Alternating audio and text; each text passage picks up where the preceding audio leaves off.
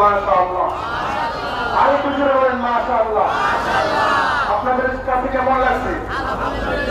আপনারা সকলে তাদের জন্য প্রাণ করে দোয়া করবেন, আল্লাহ তাআলা যেন তাদেরকে দিনের দায়ী হিসেবে কবুল করেন। আপনারা যে আপনাদের মেহনতের টাকা কোন কাজে ব্যয় করতেছেন আজকে বন্ধুরা, আপনাদের এই অর্থ মাদ্রাসার মধ্যে কোন কাজে ব্যয় হয়? আপনাদের টাকায় আজকে প্রাসাদ নির্মাণ হয়েছে, আপনাদের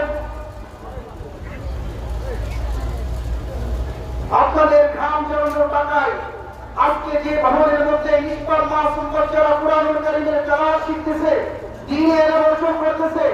আপনি আমি দুনিয়াতে থাকবো না, যারা 1 টাকা হলে এই মাদ্রাসায় দান করেছেন, কিয়ামত পর্যন্ত আপনার কবরের মধ্যে এর জাযা, এর সওয়াবের একটি অংশ পড়তেই থাকবে।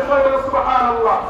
আল্লাহ তাআলা আমাদের সকলকে মৃত্যু আগ পর্যন্ত এই মাদ্রাসার সাথে সুসম্পর্ক জোড়া রাখার তৌফিক দান করুন। ঠিক আছে, যাও।